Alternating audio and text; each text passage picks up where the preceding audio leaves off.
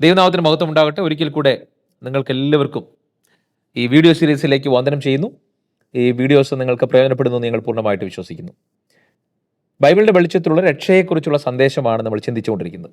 രക്ഷയെക്കുറിച്ചുള്ള ഒരു ആകമാന കാഴ്ചപ്പാട്, ബൈബിളിൻ്റെ ഒരു പൊതുവായ കാഴ്ചപ്പാട് അല്ലെങ്കിൽ വിശാലമായ കാഴ്ചപ്പാട്, പോപ്പുലർ ആയിട്ടുള്ള ചിന്താഗതിയിൽ നിന്ന് വ്യത്യസ്തമായി കുറച്ചുകൂടെ ആഴത്തിൽ നമ്മൾ ചിന്തിക്കുവാനായിട്ട് ശ്രമിച്ചുകൊണ്ടിരിക്കുകയാണ്. കഴിഞ്ഞ വീഡിയോയിൽ നമ്മൾ ചിന്തിച്ചു നിർത്തിയത് എന്താണ് ബൈബിളിൻ്റെ വെളിച്ചത്തിൽ പാപം എന്നുള്ളതാണ്. ബൈബിളിൻ്റെ വെളിച്ചത്തിലെ പാപം തെറ്റ് സംഭവിക്കുക, തെറ്റ് ചെയ്യുക, അനുസരണക്കേട് ചെയ്യുക, അധാർമികത പ്രവർത്തിക്കുക എന്നുള്ളതിനേക്കാൾ ഉപരി ദൈവവുമായുള്ള ബന്ധത്തിൽ നിന്ന് മനുഷ്യൻ അന്യപ്പെട്ടു പോകുന്നതാണ് നമ്മൾ കണ്ടു. ദൈവമായുള്ള വെളിച്ചത്തിൽ നിന്ന് മനുഷ്യൻ അന്യപ്പെട്ടു പോകുമ്പോൾ ദൈവം മനുഷ്യനെ ഏൽപ്പിച്ചിരിക്കുന്ന ദൗത്യങ്ങൾ, അതായത് നാം നേരത്തെ ചിന്തിച്ചതുപോലെ തന്നെ രാജകീയ പുരോഹിത വർഗം എന്നുള്ള ദൈവത്തിൻ്റെ പ്രതിനിധിയായി നിൽക്കാനുള്ള, മനുഷ്യൻ്റെ പ്രതിനിധിയായി, മറ്റ് ചരാചരങ്ങളുടെ പ്രതിനിധിയായി, പുരോഹിതനായി നിന്നുകൊണ്ട് ആരാധനയും പ്രാർത്ഥനയും ഒക്കെ കർത്താവിലേക്ക്, ദൈവത്തിലേക്ക് അർപ്പിക്കുന്ന ദൗത്യത്തിൽ നിന്ന് മനുഷ്യൻ വീണു പോകുന്നു. അങ്ങനെ ബന്ധവും ദൗത്യവും മനുഷ്യൻ്റെ അപകടത്തിലാകുകയും മനുഷ്യൻ ദൈവത്തിൽ നിന്ന് അകന്നു പോവുകയും ചെയ്യുന്നു. ഇങ്ങനെ സംഭവിക്കുന്നതിനാണ് പാപം എന്ന് നമ്മൾ കണ്ടു. ഈ പാപത്തിന് ശേഷം എന്തൊക്കെയാണ് മനുഷ്യന് വന്ന് സംഭവിച്ചത്, അല്ലെങ്കിൽ എന്തൊക്കെയാണ് പ്രധാനപ്പെട്ട മാറ്റങ്ങൾ ഉണ്ടായത് എന്നുള്ളത് രക്ഷയെക്കുറിച്ച് പഠിക്കുമ്പോൾ നമ്മൾ പ്രധാനമായി മനസ്സിലാക്കേണ്ട കാര്യമാണ്. What is humans condition after sin? 4 പ്രധാനപ്പെട്ട കാര്യങ്ങളാണ് പാപം സംബന്ധിച്ച് പാപത്തിന് ശേഷം മനുഷ്യന് സംഭവിക്കുന്നത്. ഒന്നാമതായി നമുക്കറിയാം, ദൈവവുമായുള്ള ഫെലോഷിപ്പ് മനുഷ്യന് അന്യമാകുന്നു. ദൈവത്തോട് അടുക്കാൻ കഴിയാതെയാകുന്നു. ദൈവം മനുഷ്യനോട് അടുക്കാൻ ശ്രമിക്കുന്നുണ്ടെങ്കിലും നമ്മൾ ഏതെങ്കിലും കാണുന്നത് ദൈവത്തെ കാണാതെ മനുഷ്യനെ ഒളിച്ചിരിക്കുകയാണ്. അപ്പോൾ ദൈവത്തിൽ നിന്ന് അകലുക. ദൈവത്തിന് മനുഷ്യനോടുള്ള സ്നേഹം കുറഞ്ഞിട്ടില്ല, പക്ഷേ മനുഷ്യൻ്റെ ഉള്ളിൽ ദൈവം ഏതോ ഒരു ഭീകരരൂപിയായി വൈരാഗ്യത്തോടുകൂടി, എഫേസ്യ ലേഖനത്തിൽ പറയുന്നത് നമ്മുടെ മനസ്സാക്ഷിക്കകത്തൊരു ശത്രുത ദൈവത്തോടുണ്ടാകുകയാണ്. അപ്പോൾ ഫെലോഷിപ്പിൻ്റെ ഇല്ലായ്മ അല്ലെങ്കിൽ കൂട്ടായ്മയിൽ നിന്നുള്ള അന്യപ്പെടൽ, ദൈവമായിട്ടുള്ള ബന്ധം വിച്ഛേദിക്കപ്പെടുന്നു എന്നുള്ളൊരു ദാരുണാവസ്ഥ വന്നു ചേരുന്നു. രണ്ടാമതായി സംഭവിക്കുന്നത് ഒരു ഫോളൻ ഹ്യൂമൻ നേച്ചറാണ്. അതായത് വീഴ്ച വന്ന, താഴ്ച വന്ന മാനുഷിക അവസ്ഥ അല്ലെങ്കിൽ മനുഷ്യൻ്റെ ഒരു മാനുഷിക രൂപം, ഫോളൻ ഹ്യൂമൻ നേച്ചർ, മാനുഷിക പ്രകൃതം, വീഴ്ച വന്ന മാനുഷിക പ്രകൃതം. എന്താണ് ഈ വീഴ്ച വന്ന മാനുഷിക പ്രകൃതം?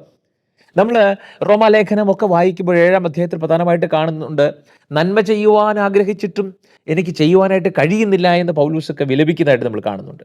അപ്പം മനുഷ്യൻ്റെ നന്മതിന്മകളെക്കുറിച്ചുള്ള അറിവ് ലഭിച്ചുവെങ്കിലും നന്മയും തിന്മയും തിരിച്ചറിയാൻ കഴിയുന്ന മനുഷ്യന് നന്മ ചെയ്യാനായിട്ട് കഴിയുന്നില്ല. കാരണം മനുഷ്യൻ്റെ പ്രകൃതം ഒരു വീഴ്ച വന്ന പ്രകൃതമാണ്. കറപ്ഷൻ മനുഷ്യൻ്റെ ഉള്ളിലുണ്ടാകും. അപ്പോൾ നന്മ ചെയ്യാനുള്ള എബിലിറ്റി, കഴിവ് നഷ്ടപ്പെടുന്ന, ദൈവത്തെ പ്രസാദിപ്പിക്കാനുള്ള കഴിവ് നഷ്ടപ്പെടുന്ന ഒരു വീഴ്ച വന്ന മാനുഷിക പ്രകൃതത്തിന് മനുഷ്യൻ അടിമയാകുന്നു. അതാണ് ജഡം എന്നുള്ളത്. ജഡത്തിൽ വസിക്കുന്ന പാപം, വീഴ്ച വന്ന ജഡം എന്നൊക്കെ ബൈബിൾ ഉദ്ദേശിക്കുന്നത് അത് തന്നെയാണ്. ജഡത്തിൻ്റെ പ്രവൃത്തികൾ എന്നൊക്കെ ഉദ്ദേശിക്കുന്നത് അത് ഈ പ്രധാനപ്പെട്ട ഒരു വീഴ്ചയുടെ ഭാഗത്തെ കാണിക്കാൻ വേണ്ടിയിട്ടാണ്. പിന്നീട് സംഭവിക്കുന്നത്, ഈ ഫോളൻ ഹ്യൂമൻ നേച്ചർ, വീഴ്ച വന്ന മനുഷ്യപ്രകൃതത്തിലൂടെ തന്നെ മനുഷ്യന് വന്ന മറ്റൊരു അധോഗതി എന്ന് പറയുന്നത് മരണമാണ്. മരണം എന്നുള്ളതൊരു നാച്ചുറൽ പണിഷ്മെൻ്റ് ആണ് എന്ന് വേണമെങ്കിൽ നമുക്ക് പറയാം. കാരണം നീ അറിവിൻ വൃക്ഷഫലം കഴിക്കുന്ന നാളിൽ മരിക്കും എന്നാണ് ദൈവം പറഞ്ഞത്. ദൈവം ഒരിക്കലും പറഞ്ഞില്ല, നീ വൃക്ഷഫലം കഴിക്കുന്ന അന്ന് ഞാൻ നിന്നെ കൊല്ലും, ഐ വിൽ കിൽ യു എന്നല്ല ദൈവം പറഞ്ഞത്. മറിച്ച് നീ മരിക്കും. കാരണം that was A natural punishment. മരണം എന്നുള്ളത് ദൈവത്തിൽ നിന്ന് ഏത് നിമിഷം മനുഷ്യൻ അകന്നു പോകുന്നോ ആ നിമിഷം നാച്ചുറലി സംഭവിക്കുന്ന, നമ്മൾ മുൻപൊരു വീഡിയോയിൽ കണ്ടിരുന്നു. കാരണം മനുഷ്യൻ ദൈവത്തോടുള്ള കൂട്ടായ്മ എന്ന ആവാസ വ്യവസ്ഥയിൽ ജീവിക്കാൻ വിളിക്കപ്പെട്ടവനാണ്.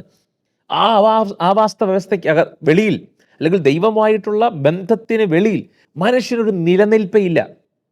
Human existence is totally depend upon God's fellowship, relationship with God എന്നുള്ളത് നമ്മൾ മനസ്സിലാക്കേണ്ടിയിരിക്കുന്നു.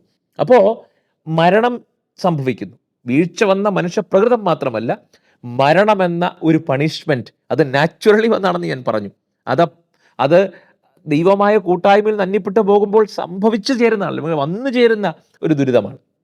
അതുമാത്രമല്ല, പാപം സംഭവിക്കുന്ന മനുഷ്യന് വരുന്ന മറ്റൊരു ദുരിതം എന്ന് പറയുന്നത്, മനുഷ്യൻ ഒരു എതിരാളിയെ കണ്ടെത്തുകയാണ്. എതിരാളി എന്ന് പറഞ്ഞാൽ ഒരു ശത്രുവിനെ കണ്ടെത്തുന്നു. ദൈവത്തെ ശത്രുവായി കണക്കാക്കുന്നു എന്ന് ഞാൻ നേരത്തെ പറഞ്ഞു. അതല്ല ഇവിടെ സംഭവിക്കുന്നത്.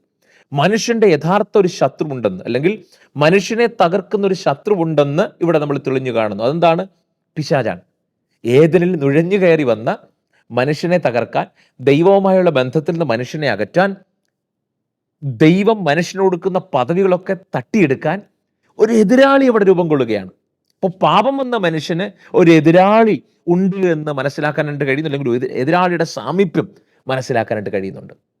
ഏറ്റവും അവസാനമായി പാപം വന്ന മനുഷ്യനുള്ള ഒരു ദുരവസ്ഥ ഫെയിലിയർ ഓഫ് വൊക്കേഷനാണ്.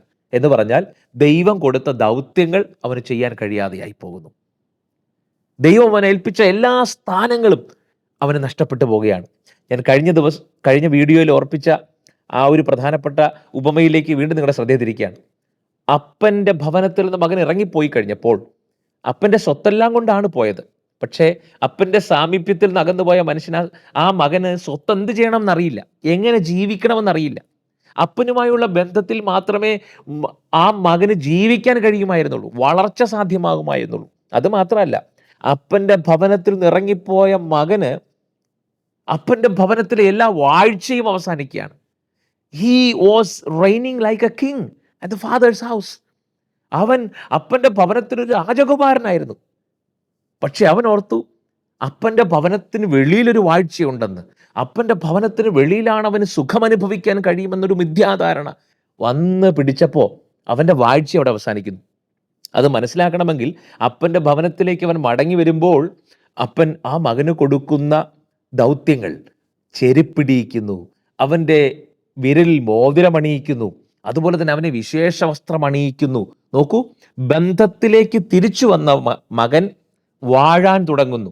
അവൻ്റെ ദൗത്യം, അപ്പൻ്റെ ഭവനത്തിലെ രാജകുമാരനായി വീണ്ടും അവൻ മാറ്റപ്പെടുന്നു. അപ്പോൾ പാപം വന്ന മനുഷ്യന് സംഭവിക്കുന്ന മറ്റു പ്രധാനപ്പെട്ട ഒരു കാര്യമാണ് ഫെയിലിയർ ഓഫ് വൊക്കേഷൻ. എന്തിനു വേണ്ടിയിട്ടാണോ മനുഷ്യനെ ദൈവം സൃഷ്ടിച്ചത്, അതിൽ നിന്ന് മനുഷ്യൻ വീഴുന്നു. 4 പ്രധാനപ്പെട്ട കാര്യങ്ങളാണ് ഞാൻ പറഞ്ഞത്. ഒന്ന്, പാപം വന്നാൽ പാപത്തിലൂടെ ഫെലോഷിപ്പ്, ദൈവവുമായുള്ള ബന്ധം, അഭേദ്യമായ ബന്ധത്തിന് വിടവ് സംഭവിക്കുന്നു. മനുഷ്യന് എത്തിച്ചേരാൻ കഴിയാത്ത, അല്ലെങ്കിൽ മനുഷ്യന് തിരിച്ചു പിടിക്കാൻ കഴിയാത്ത ഒരു അകലത്തിലേക്ക് മനുഷ്യൻ പോയി വീഴുന്നു. രണ്ടാമത് നമ്മൾ മനസ്സിലാക്കിയത് ഒരു ഫോളൻ ഹ്യൂമൻ നേച്ചറാണ്. താഴ്ച വന്ന, ജഡത്തിൽ വസിക്കുന്ന അനീതി, ജഡത്തിൽ വസിക്കുന്ന കറപ്ഷൻ, നന്മ ചെയ്യണമെന്ന് ആഗ്രഹം ഉണ്ടായിട്ടും ചെയ്യാൻ കഴിയാതെ മനുഷ്യന്റെ നിയന്ത്രണത്തിന് അപ്പുറത്തേക്ക് പോകുന്ന ഒരു കറപ്ഷൻ, ഒരു മാനുഷിക പ്രകൃതം മനുഷ്യന് സംഭവിക്കുന്നു. അതോടൊപ്പം തന്നെ മനുഷ്യന് സമ്മാനിക്കപ്പെടുന്ന ഒരു പ്രധാനപ്പെട്ട ദുരവസ്ഥയാണ് മരണം. മനുഷ്യൻ അവസാനിക്കുകയാണ്. എന്നേക്കുമായി കർത്താവിനോടൊത്ത് ദൈവവുമായിട്ട് ജീവിക്കേണ്ട മനുഷ്യൻ ഇതാ മരണത്തിന് വിധേയപ്പെടുന്നു. ആത്മീക മരണം മാത്രമല്ല, ശാരീരിക മരണവും മനുഷ്യന് വന്ന് സംഭവിക്കുന്നു. പാപത്തിൽ വീണുപോയ, പാപത്തിൽ അകന്നുപോയ, ദൈവത്തിൽ നിന്ന് അകന്നുപോയ മനുഷ്യന് സംഭവിക്കുന്ന മറ്റൊരു കാര്യമാണ് ഒരു എതിരാളി ഉണ്ടെന്ന്, ഒരു ശത്രു ഉണ്ടാണെന്ന് അവന് മനസ്സിലാക്കുന്നു. പിശാച് അവൻ്റെ എതിരാളിയായി നിൽക്കുകയാണ്. ഏറ്റവും അവസാനമായി നമ്മൾ ചിന്തിച്ചത്, പാപം വന്ന മനുഷ്യന് സംഭവിക്കുന്നത് ഫെയിലിയർ ഓഫ് വൊക്കേഷനാണ്. അവൻ ദൗത്യ നിർവഹണത്തിൽ പരാജയപ്പെട്ടു പോകുന്നു. ഒന്നും ചെയ്യാൻ കഴിയാത്തവനായി, ദൈവം ഏൽപ്പിച്ച ദൗത്യങ്ങളൊക്കെ കാറ്റിൽ പറപ്പിച്ച് ഒന്നും ചെയ്യാൻ കഴിയാത്തവനായി, ദുഃഖിതനായി മനുഷ്യൻ ഇത് അലയുകയാണ്. പക്ഷേ അവിടെ ദൈവം മനുഷ്യനെ ഉപേക്ഷിക്കുന്നില്ല കേട്ടോ. മുൻപോട്ടുള്ള വീഡിയോയിൽ എങ്ങനെയാണ് ഈ പറയുന്ന എല്ലാ കാര്യങ്ങൾക്കും പരിഹാരം വരുത്താനായി നമ്മുടെ കർത്താവ് ഭൂമിയിലേക്ക് വന്നതെന്ന്, യേശു ഭൂമിയിലേക്ക് വന്നതെന്നൊക്കെയുള്ള കാര്യങ്ങൾ നമ്മൾ തുടർന്നുള്ള വീഡിയോയിലൊക്കെ ചിന്തിക്കുന്നതാണ്. വീണ്ടും ദൈവം നിങ്ങളെല്ലാവരെയും അനുഗ്രഹിക്കുമാറാകട്ടെ. God bless you all.